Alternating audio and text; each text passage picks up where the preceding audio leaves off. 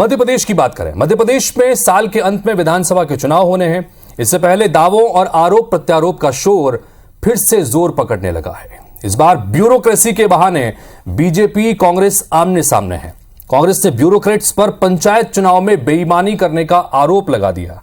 पंचायत प्रतिनिधियों के कार्यक्रम में पीसीसी अध्यक्ष कमलनाथ ने न केवल अफसरों पर जमकर बरसे बल्कि चेतावनी भी जारी कर दी कि 7-8 महीने के बाद हमारी भी चक्की चलने वाली है, यानी कि हमारी सरकार आने वाली है और हमारी चक्की चलेगी तो और हमारी चक्की बारीक पीसती है।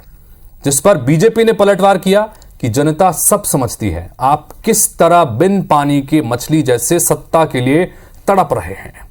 इस पर चर्चा करेंगे, 2 मेहमान जुड़ेंगे, लेकिन पहले सुनिए कि किसने इस विषय पर क्या कहा। टॉस में भी बेईमानी करी गई। आपने सुना कि किस प्रकार दबाव डाला गया और यही आज भारतीय जनता पार्टी के पास बचा है। पर 7-8 महीने बाद ये बचने वाला नहीं है। हम भी हिसाब लेंगे आपका। हमारी भी चक्की चलेगी, बिल्कुल चलेगी और बहुत बारीक पीसेगी। कमलनाथ क्या हुआ कि बगैर पानी के जैसा मछली तड़पती है, वैसे ही बगैर सत्ता के माननीय कमलनाथ जी तड़प रहे हैं। बनी बनाई सरकार बचा नहीं पाए, बनी बनाई सरकार चला नहीं पाए। बनी बनाई सरकार में लगातार भ्रष्टाचार, लूट और गुंडागर्दी, तबादलों में भ्रष्टाचार से लेके पूरा असंतोष था मध्य प्रदेश में। स्वयं के लोगों को संभाल नहीं पाए, इसलिए कमलनाथ जी इस प्रकार के नाटक नौटंकी लगातार करते रहेंगे चुनाव।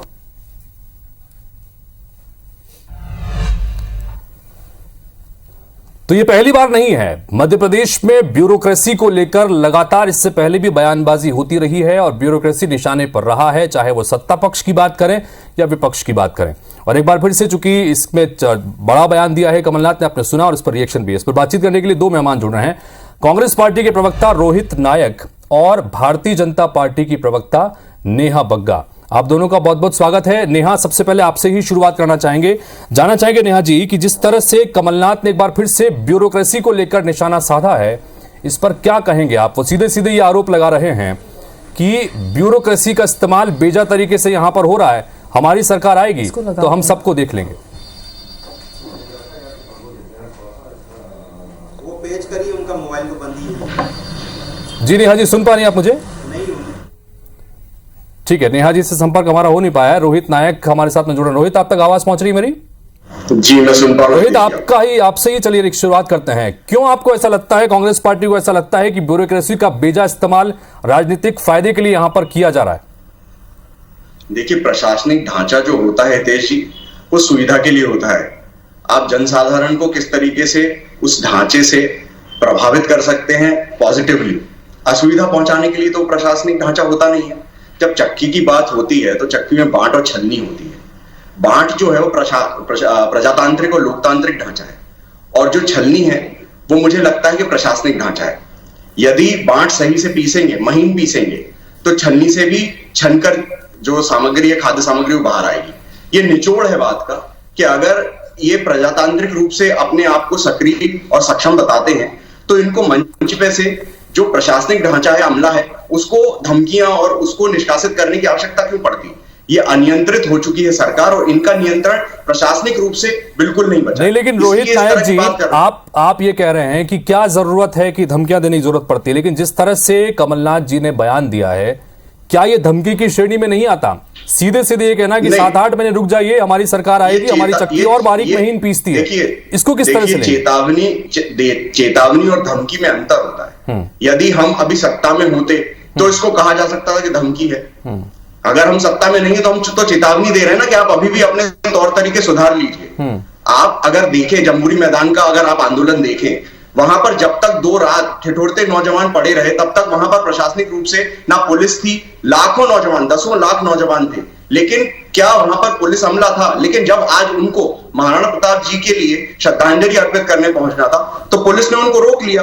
तो आप असुविधा पैदा कर रहे हैं लेकिन सुविधा नहीं मुहैया करवा पा रहे हैं, तो ये तो गलत है ना। आप अगर किसी आंदोलन को आप नहीं समर्थन देते हैं तो लेकिन कम से कम प्रशासनिक तौर पे उसके मैनेजमेंट पे तो काम कर सकते हैं ना। ठीक है, नेहा जी हमारे साथ में जुड़ गई हैं।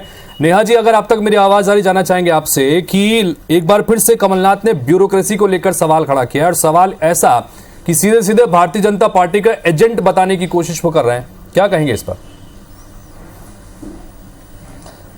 देखिए, मुझे ऐसा लगता है हितेश जी कि कमलनाथ जी और कांग्रेस पार्टी की सरकारों के समय शायद ये परंपरा रही है कि वो अधिकारियों को, कर्मचारियों को एक तरीके से अपना गुलाम समझते हो और अपने अनुसार काम कराने का प्रयास करते हो, इसीलिए उनको जो है उसी चश्मे से दिखाई देता है। पर ये शायद भूल गए कि दिग्विजय सिंह ने भी इसी प्रकार से अधिकारी कर्मचारियों को चोर कहा था, भ्रष्ट कहा था, और उसके बाद से कभी भी कांग्रेस पार्टी की सरकार मध्य प्रदेश में आई नहीं, और जब आई तो वो टिक नहीं पाई, क्योंकि ये अधिकारी कर्मचारी सबसे ज्यादा जो प्रताड़ित होते हैं वो कांग्रेस की सरकार के समय होते हैं। ये उन्हें काम करने में बाधा उत्पन्न करते हैं। दूसरी महत्वपूर्ण बात यह है कि आज जिस सम्मेलन की बात कर रहे हैं कांग्रेस के प्रवक्ता, और जिस तरीके से कमलनाथ जी ने भी कहा कि भारतीय जनता पार्टी ने सत्ता का दुरुपयोग किया, तो सबसे महत्वपूर्ण बात है कि लोकतंत्र का महापर्व तो वोटिंग के दिन माना जाता है, जब हम वोट देकर आते हैं अपने प्रत्याशी को, अपने लिए जो है एक नुमाइंदा चुनने के लिए जाते हैं। वहां पर कमलनाथ जी ने स्वयं वोट नहीं किया था। हमने चर्चा भी की थी इस विषय में। कमलनाथ जी तो अपनी पार्टी के प्रत्याशी को जाकर वोट नहीं देते हैं, कांग्रेस पार्टी का पर विश्वास नहीं जताते हैं, तो जनता किस तरीके से विश्वास जता देगी। और तीसरी महत्वपूर्ण बात यह है कि इस प्रकार के जो मुंगेरी लाल के सपने हैं कमलनाथ जी के, हम आएंगे तो ऐसा करेंगे, ऐसा होगा तो वैसा होगा, ये पहले भी कमलनाथ जी कह चुके हैं कि 15 अगस्त आएगी तो 15 अगस्त पर जो है झंडा मैं ही फहराऊंगा। कई 15 अगस्त तो 26 जनवरी आके चली गई। कांग्रेस पार्टी का नाम और निशान लेने वाला यहाँ पर कोई नहीं है प्रतिक्रिया के अंदर। और इस प्रकार से तो कोई भी हसीन सपना देख सकते हैं कि बुर्ज खलीफा पे जाके झंडा फहरा कर आएंगे। ठीक है रोहित जी, प्रतिक्रिया आपकी नेहा जी की बात पर।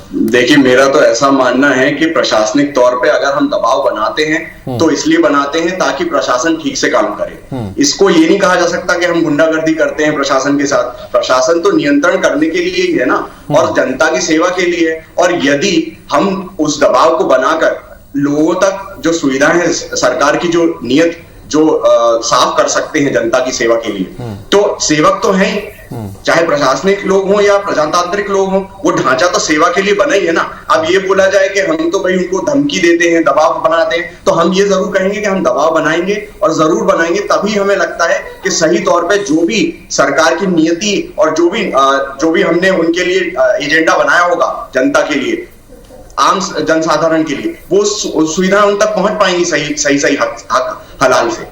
नहीं रोहित जी, हम थोड़ा सा समझना चाह रहे हैं, दरअसल आप क्या ये नियंत्रण है या नहीं सरकार का, आप किस तरह से देख रहे हैं? क्योंकि अगर कमलनाथ जी की बयान को देखा जाए, अभी फिलहाल देखिए, ये जो ऊपरी तौर पे जो दिखाया जा रहा है, ये तो ऐसा लगता है कि इनने नियंत्रण खो दिया है। लेकिन इनके तौर तरीकों में, जैसे मान लीजिए कि अगर कोई आज प्रवासी भारतीयों का सम्मेलन हो रहा है, आप 3000 का आपको पता था, जब जो प्रवासी वहां पर आ रहे हैं भारतीय, उनको पता था कि 3000 लोग आने वाले हैं प्रवासी, तो कम से कम हॉल की जो कैपेसिटी है वो तो इतनी रख लेते कि सभी लोग टॉयलेट यूज कर पाए, तो मूलभूत सुविधाएं मिल जाए। रोहित जी का ये कहना है कि नियंत्रण जो है कर्मचारियों पर, अधिकारियों पर सरकार अपना खो चुकी है, इस पर क्या प्रतिक्रिया? देखिए, लोकतंत्र की हत्या करना तो एक कांग्रेस का इतिहास रहा है। हमने इमरजेंसी भी देखी, उस समय भी कमलनाथ जी मुख्य भूमिका में थे। हमने 84 का नरसंहार भी देखा, उस समय भी कमलनाथ जी मुख्य भूमिका में थे। और आज जिस सम्मेलन की हम चर्चा कर रहे हैं, जिसमें कमलनाथ जी ने बयान दिया है, भाषण दिया है, उसमें कांतिलाल भूरिया जी का दर्द किस तरीके से आया है तेज जी, आपने देखा है, जनता ने भी देखा है। कांतिलाल भूरिया जो आदिवासी नेता हैं, जो गरीबों की कुछ बात करना चाहते थे, क्योंकि कमलनाथ जी तो ट्विटर पर केवल चिड़िया उड़ाते हैं, कभी कभी जमीन पर दिखते हैं, पर एक स्थानीय नेता जो बात रखना चाहता था, जो पूर्व का प्रदेश अध्यक्ष है, उसको चिट्ठी भेज के तत्काल मुंह बंद करवा दिया गया। और कांतिलाल भूरिया जी का दर्द छलक कर भी आया है कि मैं गरीबों की बात उठा रहा था, मैं आदिवासियों की बात उठा रहा था, किसी को चिट्ठी नहीं भेजी, किसी का मुंह बंद नहीं कराया, पर मेरा मुंह बंद करवा दिया। तो कांग्रेस पार्टी जो सर्वे की पार्टी है, कांग्रेस पार्टी जो ट्विटर की पार्टी है, कांग्रेस पार्टी जो ड्राइंग रूम की पार्टी है, मुझे लगता है कि जनता इन्हें गंभीरता से नहीं लेती है। और जिस प्रकार से इनका राष्ट्रीय नेतृत्व, चाहे राहुल गांधी की मनोस्थिति हो चाहे कमलनाथ जी की हो, निश्चित तौर पर जो इनके कार्यकर्ता हैं उनकी जो मजबूरी है, या रोहित जी यहाँ पर बैठ के उनको डिफेंड करना पड़ रहा है, मैं उस मजबूरी को बहुत अच्छे से समझ सकती हूँ। ठीक है, क्योंकि ये तो वो नेता है। फाइनल कमेंट आपका इस विषय पे चाहूंगा कि जिस तरह से कमलनाथ जी के इस बयान से उन्होंने ये बात भी कहीं करने की कोशिश की है, नेहा जी फाइनल कमेंट चाहूंगा इस विषय पर, कि उन्होंने एक तरह से ये बात भी कही है कि 7-8 महीने रुक जाइए, 7-8 महीने बाद हमारी सरकार यहां पर बन रही है और जब हमारी चक्की चलेगी तो बहुत महीन पीसेगी। क्या प्रतिक्रिया इस पर? नहीं, मैंने तो आपसे पूर्व में भी कहा कि कमलनाथ जी की जब 15 महीने की सरकार गई थी तब उन्होंने कहा कि अगले 15 अगस्त पे झंडा जो है वो कांग्रेस पार्टी की ओर से मुख्यमंत्री के तौर पर कमलनाथ जी फहराएंगे।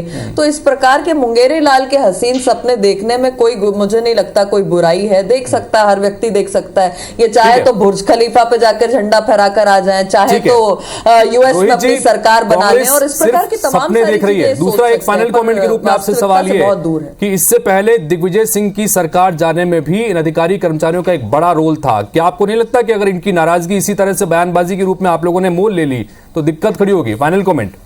देखिए, बयानबाजी से तो मुझे नहीं लगता कि किसी तरह की हम उनसे मनमुटाव कर रहे हैं। जो आंदोलन अभी पूरे कमोवेशित रूप से मध्य प्रदेश में चल रहे हैं, जितने भी अधिकारी, चाहे स्वास्थ्य कर्मी हो या देख लीजिए आप जितने भी अन्यत्र अधिकारी हैं, आप ये जान पाएंगे कि किस तरह की घुटन वो खुद महसूस कर रहे हैं सरकार को बदलने के लिए। तो मुझे लगता है कि निर्णय तो सरकार किसकी बनेगी जनता देगी। और जहां तक ये बात है कि किस तरह का विजन कमलनाथ जी रखते हैं, तो भले ही उनने वोट ना डाला हो लेकिन उम्मीदवार उन्हीं का जीता छिंदवाड़ा में। ये बात ठीक है, समय की मेरे पास में कभी है। फिलहाल आप दोनों का बहुत बहुत शुक्रिया छोटी डिबेट में शामिल होने के लिए, अपनी बात रखने के लिए। तो कुल मिलाकर जिस तरह से दोनों ही प्रवक्ताओं ने यहां पर अपने अपनी पक्ष की बात रखी, कमलनाथ एक बार फिर से ब्यूरोक्रेसी को लेकर हमलावर नजर आ रहे हैं। उनका ये सीधे सीधे कहना है कि अभी 7-8 महीने के बाद हमारी सरकार बनने वाली है और उसके बाद देखेंगे कि कौन यहां पर किस रूप में काम कर रहा है। निशाना एक बार साथ देते। फिलहाल आप दोनों का बहुत बहुत शुक्रिया।